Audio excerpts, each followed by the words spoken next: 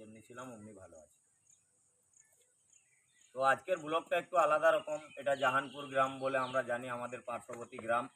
তো এখানে বাড়ির ভেতরে কোথাও সাপ দেখতে পাওয়া গেছে, তো দাদারা সাপটাকে না মেরে আমাদেরকে ডাক করে সাপটাকে বাঁচানোর জন্য। তো আমি বলবো, সাপ বলে সাপ নয়, যে কোনো বন্য অ্যানিমেলস, প্রত্যেকটা বন্য অ্যানিমেলস, এই বাড়িটার দিকে একবার ক্যামেরাটা ঘুরে দেখাতে বলবো। এই বাড়িটার ওয়েট মিনিমাম কত হবে আমি জানি না। এই বাড়িটা যে ভারসাম্যটা করে রক্ষা করে আছে, ওরা এই প্রাণী জগতের প্রাণীরাই এই ভারসাম্যটাকে বাঁচিয়েছিল। তার ফলে ভাইরা এত বড় বড় বিল্ডিং বানানোর পরেও মাটিটা ধস খায়নি। তার কারণ কি? এই প্রাণী জগতে যে প্রাণীগুলো রয়েছে এরাই সার্ভাইভ করে ওটাকে বাঁচানোর জন্য।